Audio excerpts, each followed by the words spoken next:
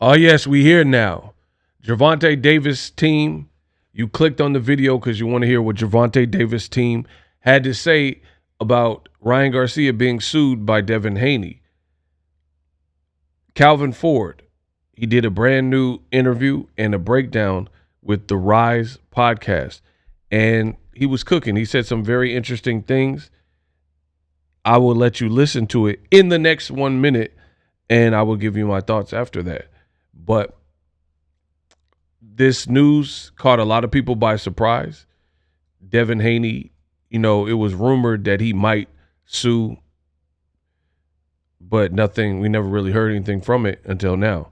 So let's listen to Team Gervonta Davis, his father figure, mentor, and coach Calvin Ford. Roll the clip. How you going to win in court? Because I both signed a contract to fight each other. You know what I'm saying? Nobody ain't saying if you had assessments in your body, such is going to happen to you. They already went to court for that. He got paid for being overweight. He got suspended, so he already been found guilty already. You know what I'm saying? So what you was? Like double jeopardy. Hey, come on, that ain't you, man. That ain't y'all, man. Come on, man. Look, get back in the gym and settle that shit in the ring, man. That's it. It don't see how you gonna win in court. He said, I don't see how you gonna win in court. I told you. Now, listen. I'm the best in the business, and it's not even close. I keep telling you, I'm really him when it comes to this boxing. Notice the same questions, the same things that I say, you start hearing other people say. First of all, I broke the story on my page right when it was brand new. Not too many people had talked about it or had the chance to talk about it. See, I have an in-home studio, so I just hit the record button and, get busy on these videos. So I told you guys, the thing is this, and I don't care about the Haneyacks because they're not real to me. Like the Haneyacks, Devin can do no wrong. But you can continue to think like that. That's fine. That's on you. But on my side, what I do is something much deeper. I'm not a beta male where I don't think for myself. And what Coach Calvin Ford is saying, Gervonta's coach, makes a lot of sense to me because it's basically what I was saying beforehand. They're suing Ryan Garcia for fraud. They're bringing up the rehydration clause IV. They're saying that there was unjust enrichment. And they're also bringing up the weight. So it really seems like 2.0, the complaint that they had with the New York State Athletic Commission, and they just repackaged it. This is not something new. The only thing is, instead of dealing with New York State Athletic Commission, you're dealing with a civil lawsuit. I don't understand it. Many portions of it, we'll say it like that. Many portions of it. First of all, it makes you look terrible. That's for starters. I don't care what anybody says. Oh, Ego, I'm unsubscribing. Good. Do that. I'm not going to change my opinion. That's just what it is. I'm telling you my opinion. Hate it, love it, like it, don't care. It looks bad. I understand if you get jumped or stomped out or, you were crippled or temporarily, you had to go to physical therapy, you got hit with a baseball bat, lead pipe, shot at, stabbed, you get poked, something like that. If it escalated and then like your crews clashed and things like that, right? This would make more sense because, okay, that's like true assault. But a fighter who fought a sanctioned fight in front of the commission, who pretends to act gangster and is now pushing paperwork, like screaming, like Bill Haney, when he was talking to Floyd Mayweather, he said, nobody care about that 50-0. He's like, 50-0, that ain't I'm from Oakland, 50-0. I'm 50-0 in these streets, right? So you have a team who's talking street rhetoric, and street dreams are made of the. They're talking about street code and streets and being in the streets and being in the trenches and came from the slums and the gutter and the mud, and then you're pushing paperwork over something that kind of was already resolved. You're trying to set precedents. You're trying to set precedents and like, hey, we're going to make these cheaters pay in the future. Good luck to you. You know, I again, whether Devin wins money or loses or it gets dismissed, you know, that's on you. You miss 100% of the shots you don't take. So obviously his team felt the type of way and they pushed the button. I'm just telling you my perspective on it. My perspective is basically what Calvin Ford is saying. It's the same thing. Is like, I'm not understanding the vision. And I have the lawsuit, so I've looked over the complaint, much of it. And stuff like, for example, your team is still griping about Ryan Garcia missing weight.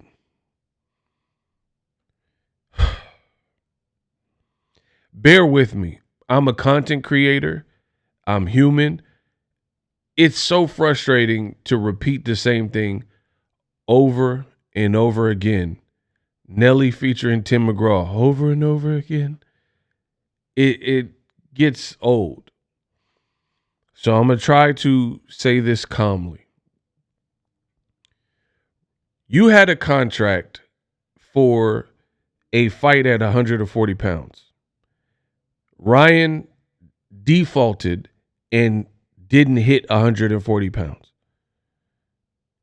Your team then had a choice to stick with the fight and hurt Ryan's pockets, but still proceed with the fight, or cancel the fight and maybe fight Arnold Barboza, who was the co-feature, or the guy he was fighting because it's in the same weight class.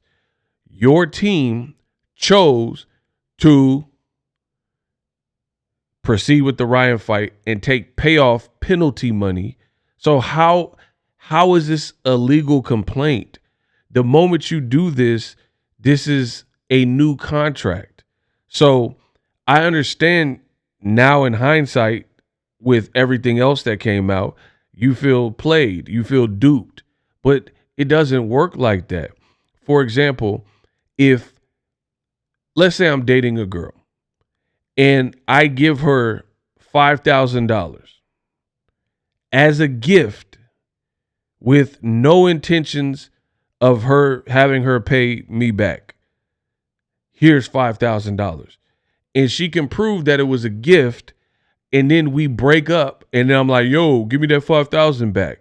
But you can't be an Indian giver if you gave the girl $5,000 as a gift and there was no term set up that she needed to pay the money back. But now because you're mad because things didn't work out, and now that you broke up with the girl, you're upset and you're like, no, give me the money back.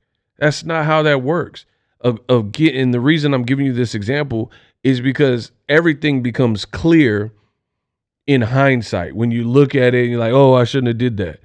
But to tax and try to make someone pay, this is your fault. This is your team. It's not your fault Ryan missed weight, but you knew he missed weight, and it's your team's fault because you think Floyd Mayweather would allow Maidana to come in at 152 pounds or 151 or anything above the 147 that they agreed to, and let a guy like Maidana, who he's better than skillfully, right, come in with the 4-pound advantage? Absolutely not. That's all you got to do is ask yourself, Floyd is the gold standard. What would Floyd do? And in your heart of all hearts, Floyd would never allow Maidana or anybody else, Canelo, to play him like that. The Haneys allowed this.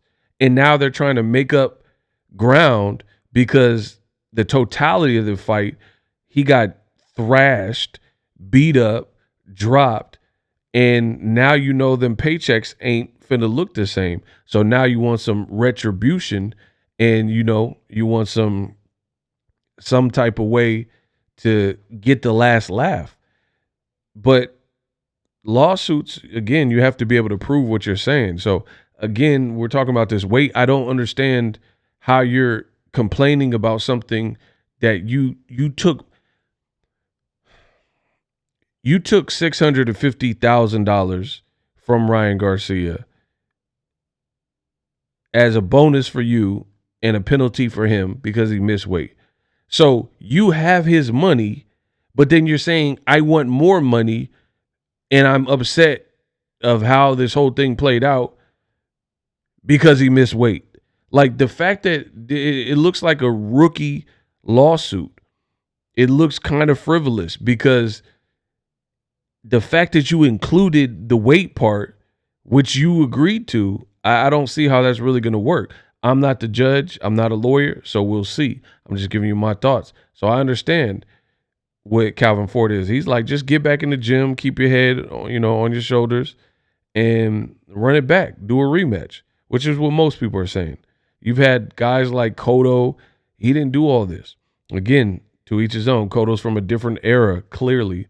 And Devin Haney 6 months ago in December, when he's fighting Regis Prograis, him and Bill Haney were saying the Mayweather era is over, Tank era is over. It's the Devin Haney era. So the Devin Haney era constitutes getting beat up by left hooks, dropped a million times, and then trying to get the loss, not just a no contest, no decision, but overturned to a victory, which is what his team initially tried to do. So it's just like you're trying so hard to set so many precedences. You're getting in fights at the OC County Fair. Like, part of your reputation, and I'm just being real, part of Devin's reputation definitely took a nosedive from the Ryan Garcia fight. Be clear, make no mistakes about it. Absolutely, that performance hurt his career or where his career was at. I agree. However, there's other things that Team Haney or Devin himself have done since then that is more L's and more L's and more L's and more L's. And that's where we're at right now. Like, Ryan wasn't the civilian at the OC County Fair, and Devin got in the guy's face and then hauled off and punched him. That don't have nothing to do with Ryan. Your stock took a hit there. When Tank ran up on you in Las Vegas and he was like, yeah, I'm on your side, and you slid back in the whip when Tank was right there, and you know your team has called out Tank and he's by himself with one dude. So that's another thing. When Ryan got suspended and then you posted a video at a bowling alley and you're like dancing like you're celebrating it, that just don't look, that don't look, to say you're a street dude or act like it, and then you're dancing because someone got convicted, basically, it just look off. So there's other things at play that the Haneys have done outside of Ryan and how the fight looked that has hurt Ryan's brand. Writing all these dissertations and complaints to the New York State Athletic Commission and saying Ryan needs to be banned for life, and you knew that wasn't going to happen. So it just these things didn't really make sense to me. And then now you want some retribution, and you want your 40 acres and a mule, so you're trying to get it through litigation. We'll see. We'll see if it pays off for Devin Haney. But for me, I've already went over the Ryan being overweight. That's a done deal. The other part, they're talking about, a yellowish tinge and rehydration. The commission didn't catch it. You didn't catch it. It's not in his system. So how do you even prove that in court? Like, you're saying, this could have been a masking agent. Could be. But then maybe it wasn't. Maybe it was Kool-Aid in the month IV. Who knows what it was? Then how can you prove without a shadow of a doubt whatever Ryan showed on the All Access 40 days or whatever shoulder programming with the rehydration and the IV or whatever you're complaining about? So they're still complaining about the same things, and a lot of these things it's going to be very hard to prove. The other issue, the main issue, is Ryan testing positive. Ryan has maintained, whether you believe him or not, him and his team are pushing for and maintaining that Ryan unknowingly ingested Ostarine in a small amount through tainted supplements. You're saying he was cheating, and basically he was cheating maliciously, premeditated to try to beat Devin Haney. So that's what you have to prove. And then they're going to look at the amounts and see that they're probably smaller amounts. They'll see that he's never tested positive before. So you have to when we're talking about court cases, you have to always look at precedents. Like if a person is 28 and then they've been in and out of jail since age 13 and they've been to the YAs and juvie and all this stuff in jail and 1,000 mugshots, that's precedence. Like they're always in trouble. So the judge and the courts are going to use that against you. Ryan Garcia, to my knowledge, in boxing, he's never had any kind of positive tests that we know about that have ever come out. So that will be used. You know what I'm saying? So like I said, I'm not his lawyer, Devin's lawyer, and I'm not the judge and who's going to hear the case. But just from the onset of it and hearing and reading what I've read, is going to be hard to prove unless they got the next Johnny Cochran or something and the person just starts dropping the science. I don't really understand exactly. I mean, maybe they settle out of court. I don't know. I don't know what they're looking for. We'll have to see how it plays out. But for me, I feel like this is a heavy burden to prove all this stuff. He's saying he didn't do it intentionally. You're basically saying he did. How do you prove that? How do you prove, like, even if he took a polygraph, like a lie detector, those aren't all the time accurate. Sometimes people have committed the crime, but then they have the temperament to pass a lie detector test, and then later on DNA connects them to the crime, and they were the actual culprit, but they were able to pass a lie detector test. So again, I don't even know what evidence you would have that's admissible. For example, Andre Ward, a lifelong fighter, interviewed Devin Haney recently. He didn't seem like he had any bias. Andre Ward's actually from the Bay Area. Devin Haney claims he's from the Bay Area, right? And Andre Ward told Devin to his face while they were doing the All the Smoke podcast that he doesn't believe that Ryan Garcia was necessarily like just juicing. He thinks he was doing something last minute to cut weight. And then someone might have said, here, take this to get that weight up off you. That's what Andre Ward said. So if anything, he's known Devin Haney longer. I think he has a stronger, because I believe Ryan said some weird stuff about Andre Ward. Like he said he wanted to fight him or something crazy when he was doing them rants, right? So if anything, you're the guest, you're the person that's supposed to rep the Bay too. You know what I mean? So Andre Ward would have more allegiance to Devin than Ryan, I would imagine. And he even told Devin that he doesn't believe that Ryan, he believed he was just trying to cut weight. He don't believe that he was juicing based on the timing. Like who's trying to cheat a person, and then the only time, because we can only go off, especially in the court of law, you can only go off of the realities, not what you think and things that are subjective. It's, you know how people say it's not what you negotiate, or it's not what you're worth, is what you negotiate. Same thing in court. There's people who've walked that are guilty based on a technicality, because you have to be able to prove without a shadow of a doubt, and then if a person makes a compelling enough case or lack thereof, then the person could skate. You know what I mean? So Andre Ward told Devin Haney to his face that he don't think that he was juicing like to cheat. He thinks he was 15 pounds heavy and he was trying to get weight off at the last minute, and then whatever happened, and then the rest is history. So Devin Haney is trying to die on that hill that Ryan's a cheater and like trying to save his imagery, because his career was doing very good up until this Ryan Garcia fight. So it's like he's trying to save face, like, hey, we only lost because this guy's a cheater, so now he has to double down and triple down, instead of admitting like, man, I could have probably been better. I could have slipped some punches. I could have, not got hurt in the first round, or I could have blocked the left, or, walked this way in the tactical things.